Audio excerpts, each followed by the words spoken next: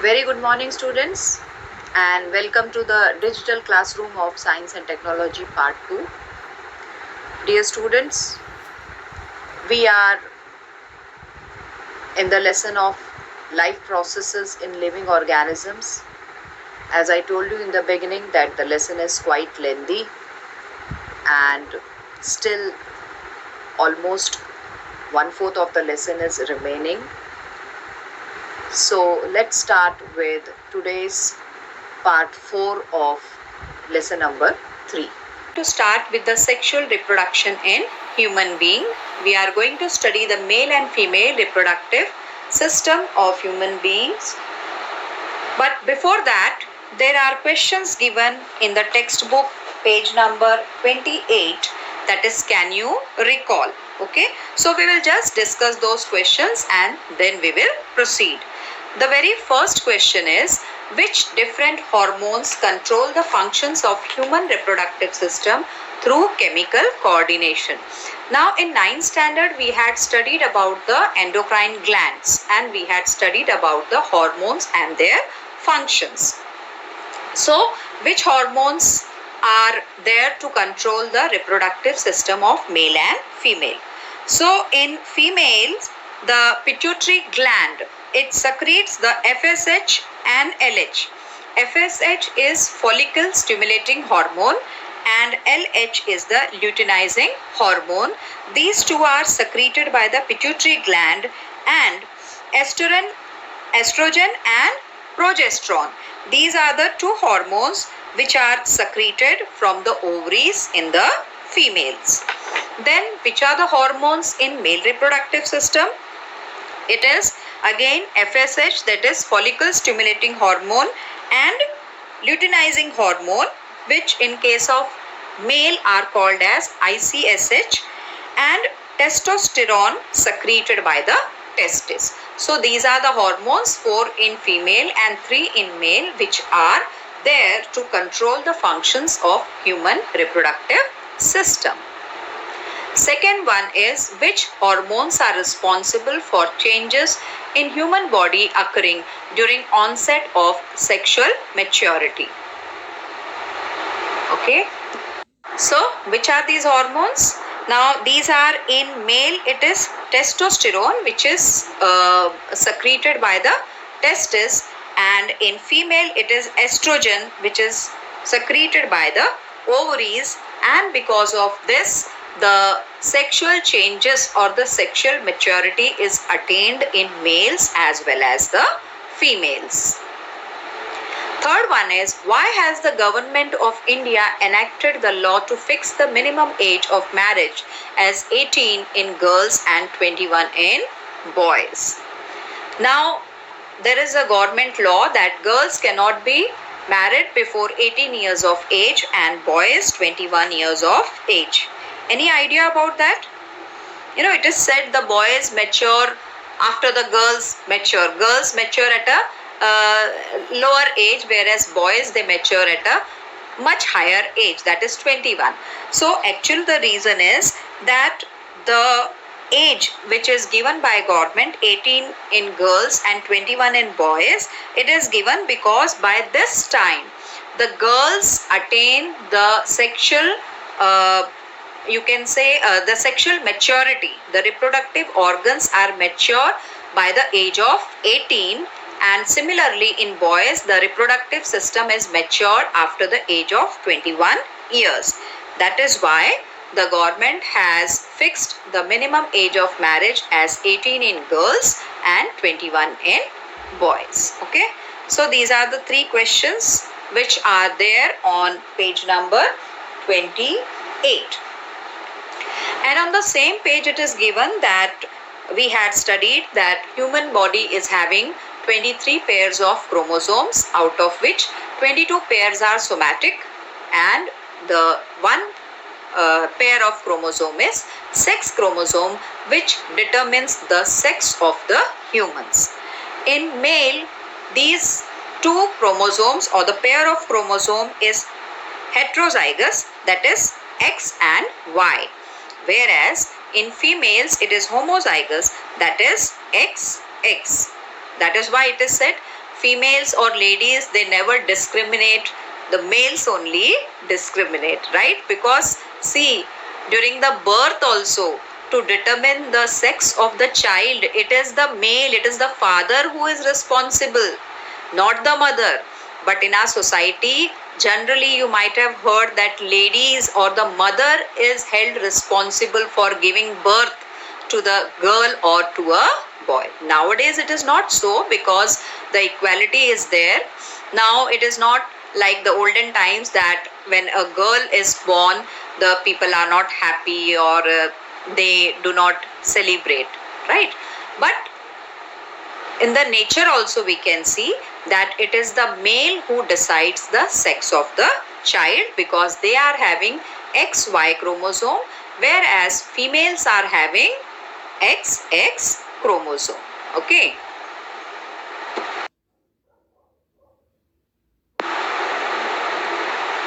Now first we will start with the human male reproductive system. Now first of all we will see the diagram, and we will see which are the organs that are present in the male reproductive system, right? So at the base of the picture you can see the purple colored two structures, oval structures, which are called as testes. So it is a pair of testes. They lie in a sac-like structure which is called as scrotum, and these testes in the scrotum lies outside the abdominal cavity. Any question why it is outside the abdominal cavity? Because the growth of the sperms needs low temperature, and the temperature inside the abdominal cavity is higher. Thus the testes are placed outside the body of the male so that the sperms can grow well. That is the reason. Okay, so then you can see on the upper side of the testis a gland called as epididymis is shown, right? Then from the testis the sperms are formed by the germinal epithelium. Now inside the testis there is germinal epithelium, and this germinal epithelium forms many seminiferous tubules. Now inside these seminiferous tubules the germinal layer forms the sperms, right? The production of sperms takes place, and nutrition is supplied by the epididymis, and from here the sperms, they travel through the vas deferens. Okay, you can see they go towards the upper side, and there you can see two glands, seminal vesicles are there, and prostate glands are there. Now these glands are also part of the male reproductive system. They secrete their substances into the ejaculatory duct, right? Then this ejaculatory duct, as it comes down, you can see a pair of Cowper's glands are there. They also secrete their secretion in the ejaculatory duct. Now after this duct is called as urinogenital duct. Now why this is called as urinogenital duct? Because this is the single duct through which the urine is passed in the males outside the body, as well as the sperms are also ejaculated through these single urinogenital duct. So it is performing both the functions. Thus it is called as urinogenital duct. Okay. So as the sperms, they are produced in the testis, they move towards the ejaculatory duct through the vas deferens, they mature, right? And then after the maturation they reach the urinogenital duct, and from there through the penis they are ejaculated inside the vagina of the female. Okay. Now here I had tried to show you how the sperms and the secretions of different glands takes place. Now the seminal vesicles, which you can see, the blue colored seminal vesicles, they secrete in the ejaculatory duct. Okay, and prostate glands and Cowper's gland, they secrete their secretion in the urinogenital duct. So when it is in the urinogenital duct, it is called as semen. Okay, it is a liquid in which the sperms are present, and they contain fructose because they need a large amount of energy to move, right? And this energy is provided by the fructose. Okay, so the liquid which is ejaculated from the penis into the vagina of the female, that is called as semen, and in this semen the sperms are present. So this is all about the male reproductive system. So now let's start with the human female reproductive system. It consists of a pair of ovaries, a pair of oviducts or the fallopian ducts. They are also called as oviduct or fallopian tubes. They are same. Then there is a single uterus, vagina, the lower part of uterus, vagina, and at the base of the vagina there is Bartholin's gland. Now when the ovum gets mature in the ovary, there is a funnel shaped structure of the fallopian tube through which the oocyte is transferred into the oviduct or in the fallopian tube. Now the other end of this oviduct opens inside the uterus. So you can see the oocyte is traveling all the way from the oviduct into the uterus. Now if during this journey, if the sperm meets with the ovum and fertilization takes place, then it gets implanted inside the uterus. But if the fertilization has not taken place, then the inner lining of the uterus with the oocyte comes out in the form of the bleeding, which is called as the menstrual cycle. Okay, so this is all about the female reproductive system.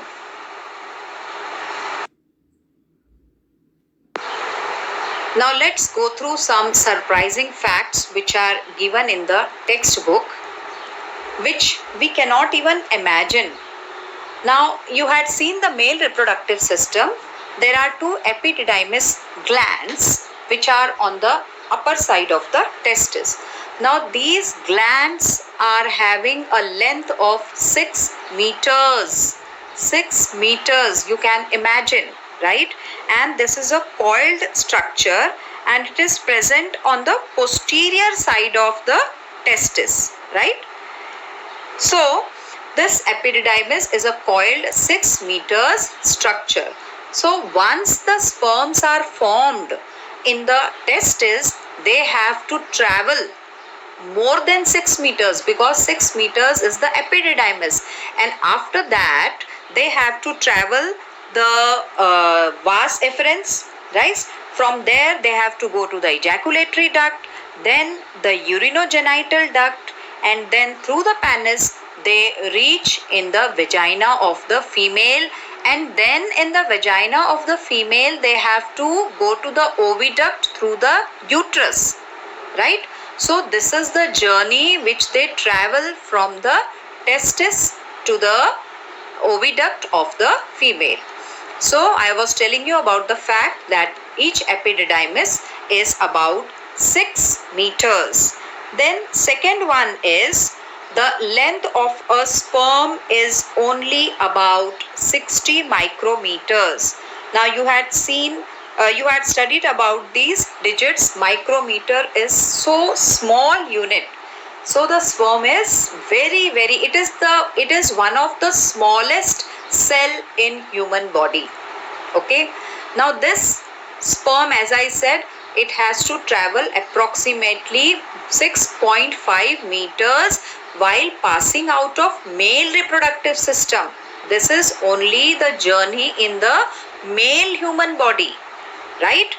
And for this, for traveling so long, it needs a very large amount of energy. So from where it gets this energy? This energy it gets from the fructose sugar, which is a type of sugar, and this fructose is present inside the semen. As I said, the sperms are present in a liquid. This together is called as the semen. So from this fructose they get the energy, and as you can see in the picture, the sperm can be divided into two parts. First one is the head and the second one is the tail, which helps them to move in the passage.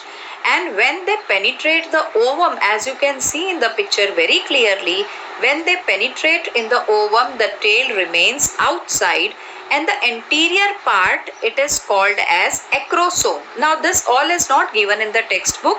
When you will be going to the higher classes, you have to study all these processes in detail. It has a mitochondria also, right?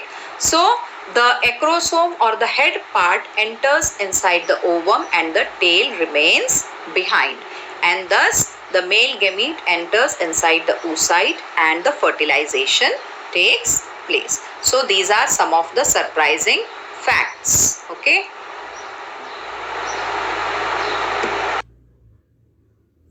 Our next topic is gamete formation. Now actually gamete formation takes place by the process of meiosis, right? We had studied there are two types of cell division, mitosis and meiosis, and meiosis takes place in the formation of gametes because the number of chromosomes are to be halved, right? They have to become haploid, and thus the meiosis takes place. And meiosis is the cell division in which the number of chromosomes becomes half. So by the process of meiosis, the sperm and ovum are formed in the male and female body, right? Now sperms, they are produced in the testis. And when do they start?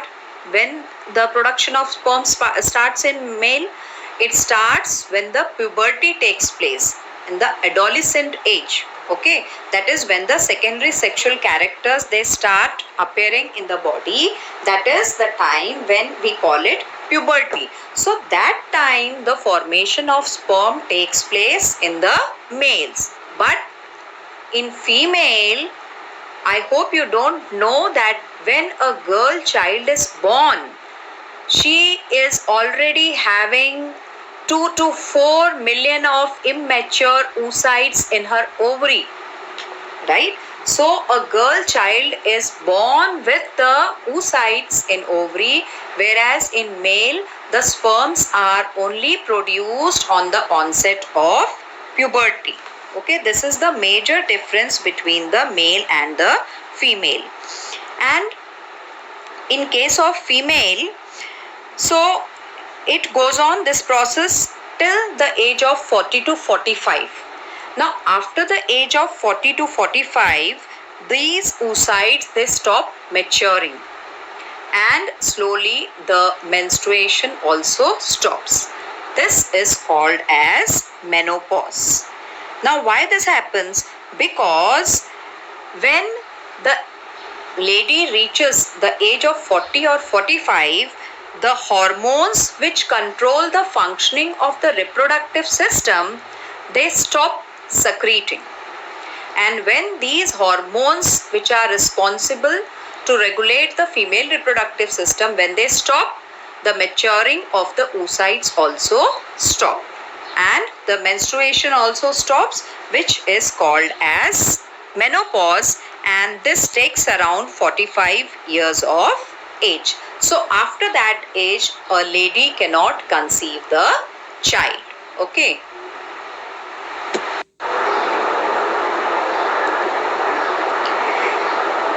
Now as I said, every month one oocyte mature and it is released into the funnel shaped structure, you remember, which is joined with the oviduct or the fallopian tube, right? And the fallopian tube is the place where the fertilization takes place. In the coming video, I will show you how the fertilization takes place, how the ova and sperm, they unite and the process of fertilization is completed. So till the menopause, each month one oocyte matures and it is released in the fallopian tube, If the fertilization takes place, it forms a zygote and gets implanted in the form of fetus in the uterus.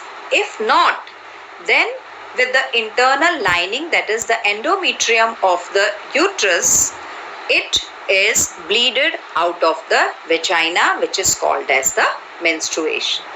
Okay, so menopause is around the age of 45 to 50 years. Nowadays it starts even from the age of 35 or 40, right? And the hormones, they stop secreting, and thus the female reproductive system stops functioning. Okay, it happens that sometimes the menstruation becomes irregular, and then slowly and gradually it completely stops. Okay,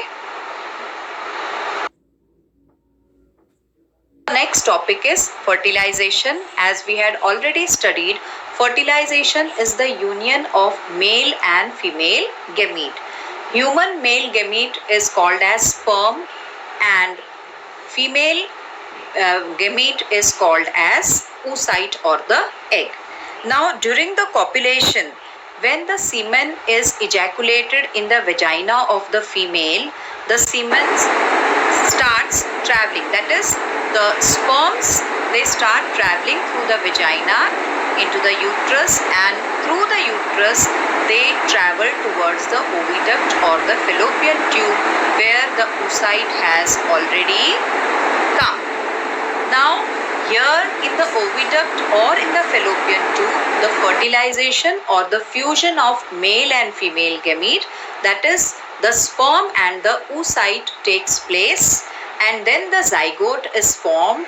This zygote again comes back into the uterus and gets implanted inside the uterus, where the further growth and development takes place. So this is the process by which the fertilization takes place.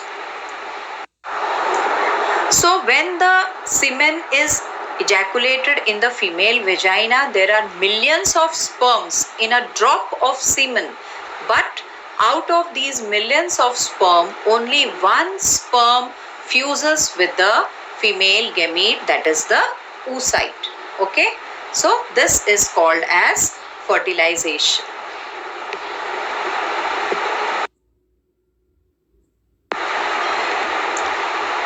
Now, before we start with this, I just want to tell you that, as I told you, that there are millions of oocytes present in the ovary of a newborn girl child, right?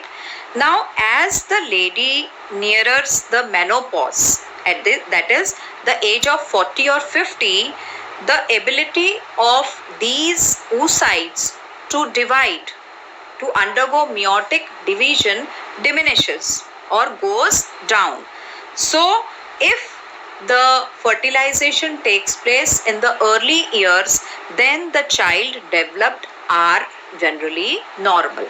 But if it takes place during the menopause or just before the menopause, then there are chances that the newborns which are produced from such old oocytes may not be the normal. They may be abnormal, like having the Down syndrome and the other chromosomal diseases. Now, this though we had studied, but again we will go through it, how the sperms and oocytes are formed. As I told you that the gametes are diploid, right, and they undergo the meiotic division by which they become haploid, right? So in female it is 22 pairs of autosomes and 1 pair of chromosome.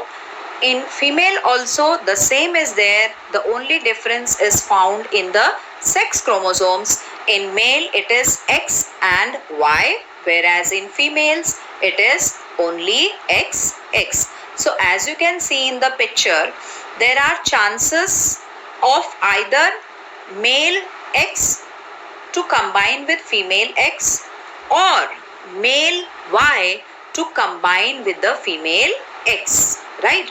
So if the Y of male combines with the X of female, it will be a boy. And if X of male combines with the X of female, then it will be a girl. So the gender or the sex of the child is determined by the sex chromosome of the males. As I told you in the beginning, that in our society, the ladies are generally, we should not say blame, but they are held responsible to give birth to a girl child or a boy child. But actually, it is the male, it is the father who decides the gender of the child. So, in your family, if any such misconceptions are there, you can very clearly tell them that it is the male, not the female, who decides the gender of the child. So both sperms and oocytes are produced by meiosis, and in case of sperms, process of meiotic division is completed before the sperms leave male reproductive tract. However, in case of oocytes, process of meiotic division completes after ovulation, that is during fertilization in the oviduct. So these are some of the facts.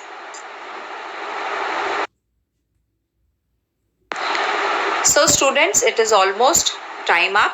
The topic was so interesting. Even I didn't realize that it's almost time up. So today we had finished with the male and female reproductive system, right? The fertilization process, how the gamete formation takes place. And next time we will continue with the remaining topic of the lesson. Okay. Thank you. Stay safe. Stay home.